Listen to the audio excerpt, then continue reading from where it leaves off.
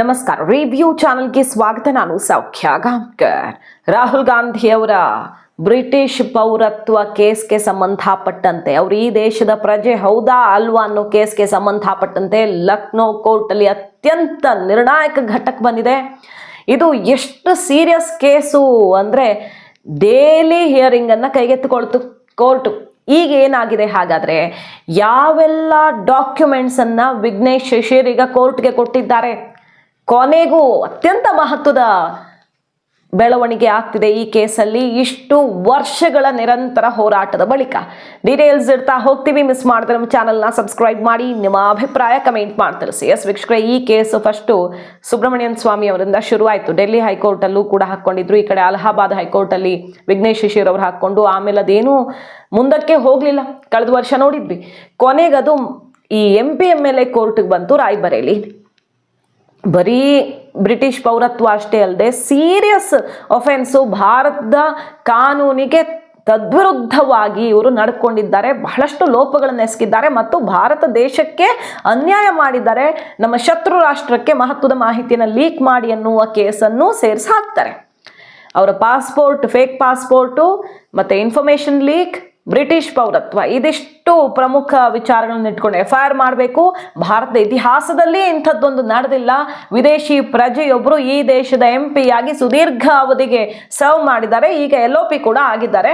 ಹಾಗಾಗಿ ಅವರು ಅಲ್ಲಿಂದ ಇಳಿಯಲೇಬೇಕು, FIR ದಾಖಲಾಗಲೇಬೇಕು ಅಂತ ಹೋರಾಟ ಮಾಡ್ತಿದ್ದಾರೆ. ಅವರ ಬ್ರಿಟಿಷ್ ಪೌರತ್ವ ಸಾಬೀತಾಗ್ಬಿಟ್ರೆ ಆ ಕ್ಷಣವೇ ಭಾರತದ ಪೌರತ್ವವನ್ನು ನಮ್ಮ ಸಂವಿಧಾನದ ಪ್ರಕಾರ ಕಳ್ಕೊಳ್ತಾರೆ. ರಾಹುಲ್ ಗಾಂಧಿ ಅವರ MP, LOP ಯಾವುದೂ ಕೂಡ ಆಗಿರಲ್ಲ. ಅವರು ಅಷ್ಟು ದೊಡ್ಡ ಆಘಾತಕಾರಿ ಬೆಳವಣಿಗೆ ಆಗುತ್ತೆ ಭಾರತ ರಾಜಕಾರಣದಲ್ಲಿ. ಈಗೇನಾಗಿದೆ ಹಾಗಾದ್ರೆ ಕೇಸ್ ನೋಡಿ. ದಿನನಿತ್ಯ ನಡಿಬೇಕು ಈ ಕೇಸ್ನ ವಿಚಾರಣೆ ಅಂತ ಹೈಕೋರ್ಟು ಆರ್ಡರ್ ಮಾಡುತ್ತೆ. ಅದಾದ ಮೇಲೆ ಲಕ್ನೋದಲ್ಲಿ, ಅಂದರೆ ಲಕ್ನೋಗೆ ಯಾಕೆ ಬಂತು, ರಾಯ್ಬರೇಲಿ ಶುರುವಾಗಿದ್ದು, ಬಟ್ ಇವ್ರಿಗೆ ಜೀವ ಬೆದರಿಕೆ ಬರುತ್ತೆ. ಹೆಂಗೆ ಅಂದರೆ ಕೋರ್ಟ್ ಹಾಲಲ್ಲೇನೆ ಗಲಾಟೆಗಳಾಗುತ್ತೆ. ಅಲ್ಲಿ ಕಾಂಗ್ರೆಸ್ ಪರ ಇದ್ದಂಥ ಅಡ್ವೊಕೇಟ್ಸ್ ಗಲಾಟೆ ಎಲ್ಲ ಜೋರಾಗುತ್ತೆ, ಅದನ್ನು ಗಮನಿಸಿರ್ತೀವಿ. ಆಮೇಲೆ ವಿಘ್ನೇಶ್ ಶಿಶಿರ್ ಅವ್ರಿಗೆ ಸಿಕ್ಕಾಪಟ್ಟೆ ಜೀವ ಬೆದರಿಕೆ ಬರುತ್ತೆ. ಈ ಕೇಸನ್ನು ಒಂದು ಹೆಜ್ಜೆನೂ ಮುಂದೆ ತಗೊಂಡು ಹೋಗಬಾರ್ದು ಅಂತ. ಈ ಕೇಸ್ ಇಲ್ಲಿಗೆ ಕೈ ಬಿಟ್ಟು ಬಿಡುವಂಥ, ಜೀವಕ್ಕೆ ತುಂಬ ಅಪಾಯ ಇದೆ, ಇದು ಒಬ್ಬ ಪ್ರಭಾವಿ MPಯ ಕ್ಷೇತ್ರ ಬೇರೆ ಆಗಿರೋದ್ರಿಂದ ಬೇರೆ ಕಡೆ ಮಾಡಿಕೊಡಿ ಅಂತ ರಾಯ್ಬರೇಲಿ ಬಿಟ್ಟು ಲಕ್ನೋಗೆ ಹೈಕೋರ್ಟ್ ಅದನ್ನು ಟ್ರಾನ್ಸ್ಫರ್ ಮಾಡಿಕೊಡುತ್ತೆ. ಅಲ್ಲಿಂದ ಪ್ರತಿದಿನ ವಿಚಾರಣೆ ಆಗಬೇಕು ಅಂತ ಆರ್ಡರ್ ಆಗುತ್ತೆ. ಕೇಸ್ನ ಗಾಂಭೀರ್ಯತೆ ಇಲ್ಲಿ ಅರ್ಥ ಮಾಡ್ಕೊಳ್ಬಹುದು ನಾವು. ಕೇಸಲ್ಲಿ ಇಂಟ್ರೆಸ್ಟಿಂಗ್ ಅಂದ್ರೆ 8 ದಿನಗಳ ಕಾಲ ನಿರಂತರ ವಿಚಾರಣೆ ನಡೆಯುತ್ತೆ, ಡೈಲಿ ಸೆಷನ್ ನಡೆಯುತ್ತೆ. ಆ 8 ದಿನ 20 ಗಂಟೆಗಳ ಕಾಲ ವಿಘ್ನೇಶ್ ಶಿಶಿರ್ ಖುದ್ದು ತಾನೇ ವಾದ ಮಾಡ್ತಾರೆ ಈ ಕೇಸಲ್ಲಿ. ಲಾಯರ್ ಕೂಡ ಇದ್ದಾರೆ ಇವ್ರ ಪರವಾಗಿ. ಬಟ್ ಈ ಕೇಸ್ನ ಆಳ ಆಗಲೇ ಇವ್ರಿಗೆ ತುಂಬಾ ಚೆನ್ನಾಗಿ ಗೊತ್ತಿರೋದ್ರಿಂದಾಗಿ, ಮತ್ತೆ ಬ್ರಿಟಿಷ್ ಸರ್ಕಾರದಿಂದ ಸ್ವತಃ ತಾವೇ ಡಾಕ್ಯುಮೆಂಟ್ಸ್ ತರಿಸ್ಕೊಂಡಿರೋದ್ರಿಂದ ತಾವೇ ವಾದ ಮಾಡ್ತಾರೆ.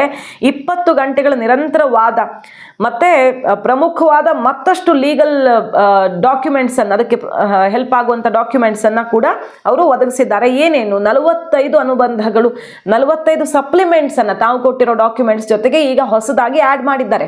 ಅಂದರೆ ಇಮೇಲ್ ಡೀಟೇಲ್ಸ್ ಅನ್ನ ಕೊಟ್ಟಿದ್ರು ಅವರು, ಜೊತೆಗೆ ಬ್ರಿಟಿಷ್ ಸರ್ಕಾರದಿಂದಲೇ ಪಡ್ಕೊಂಡಿರುವ ಮಾಹಿತಿ, ಮತ್ತೆ ಭಾರತ ಸರ್ಕಾರದಲ್ಲೂ ಕೂಡ ಏನು ಇನ್ಫಾರ್ಮೇಶನ್ ಅನ್ನು ಸಿಕ್ಕಿದೆ ಅವರಿಗೆ, ಅದನ್ನು ಕೂಡ ಸಬ್ಮಿಟ್ ಮಾಡಿ ಅವರು ವಾದವನ್ನು ಮಂಡಿಸ್ತಾರೆ.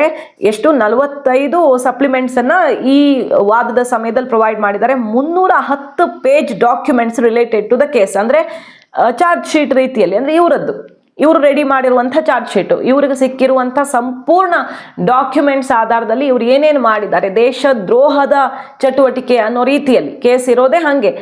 ಈ BNS ಅಡಿಯಲ್ಲಿ ಹಾಕಿರೋ ಸೆಕ್ಷನ್ಸು ಯಾವ್ಯಾವ್ದು ಹಾಕಬೇಕು, ಯಾವ ದೂರ ಇವರು ಕೊಟ್ಟಿರೋದು, ಮತ್ತು FIR ಆಗಬೇಕು ಅಂತ ಹೇಳ್ತಾ ಇರೋದೇ ಫೇಕ್ ಪಾಸ್ಪೋರ್ಟು, ಮತ್ತು ದೇಶದ ಅತ್ಯಂಟ್ ಮಹತ್ವದ ಮಾಹಿತಿಯನ್ನು ಶತ್ರುಗಳಿಗೆ ಕೊಟ್ಟಿದ್ದಾರೆ ಇವರು ಅಂತ. ಎಷ್ಟು ದೊಡ್ಡ ಆರೋಪ ಅಲ್ವಾ ಇದು.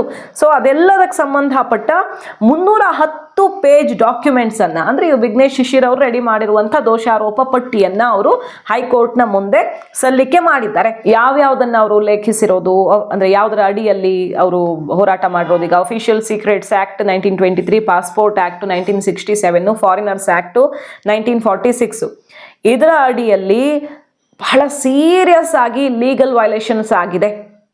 ಇವರು ಅಷ್ಟು ಬಹಳ ದೊಡ್ಡ ತಪ್ಪನ್ನ ಮಾಡಿದ್ದಾರೆ ಅಂತ ಡಾಕ್ಯುಮೆಂಟ್ಸ್ ಇಟ್ಟು ವಾದ ಮಂಡಿಸಿದ್ದಾರೆ. ಈಗ ಅದನ್ನೆಲ್ಲ ತಗೊಂಡು ಫೈನಲ್ ವರ್ಡಿಕ್ಟ್ ಅನ್ನ ಜನವರಿ 28ಕ್ಕೆ ನಿಗದಿ ಮಾಡಿದೆ ಕೋರ್ಟ್. ಸೊ 28ನೇ ತಾರೀಕು ಸಿಟಿಜನ್ಶಿಪ್ಗೆ ಸಂಬಂಧಪಟ್ಟಂತೆ ತೀರ್ಪು ಬರುತ್ತೆ. ರಾಹುಲ್ ಗಾಂಧಿಯವರೇ ಬ್ರಿಟಿಷ್ ಪೌರತ್ವವನ್ನು ಡಿಕ್ಲೇರ್ ಮಾಡ್ಕೊಂಡಿರೋದಕ್ಕೂ ದಾಖಲೆ ಇದೆ ಅನ್ನೋದನ್ನ ಒತ್ತಿ ಹೇಳ್ತಾ ಇದ್ರು ವಿಘ್ನೇಶ್ ಶಿಶಿರ್ ಅವರು. ಅದನ್ನ ಸಾಬೀತು ಮಾಡೋಕೆ ಬೇಕಾದಂತ ಡೈರೆಕ್ಟ್ ಕಮ್ಯುನಿಕೇಶನ್ ಈಗ ಬ್ರಿಟಿಷ್ ಸರ್ಕಾರದ ಕಡೆಯಿಂದಲೇ ಆಗಿದ್ದು, ಅಲ್ಲಿಂದ ಕಲೆಕ್ಟ್ ಮಾಡಿರೋದನ್ನ ಕೋರ್ಟ್ ಮುಂದೆ ಇಟ್ಟಿದ್ದಾರೆ. ಇದನ್ನ ನೋಡಿ, ಈಗ ಲಕ್ನೋ ಟ್ರಾನ್ಸ್ಫರ್ ಆದ್ಮೇಲೆ ಈ ಕೇಸನ್ನು ಏನಂತ ಹೆಸರಿಸಲಾಗಿದೆ, ಕ್ರಿಮಿನಲ್ ಮಿಸಲೇನಿಯಸ್ ಕೇಸ್ ನಂಬರ್ ಅನ್ನ ಕೂಡ ಕೊಟ್ಟಿದ್ದಾರೆ.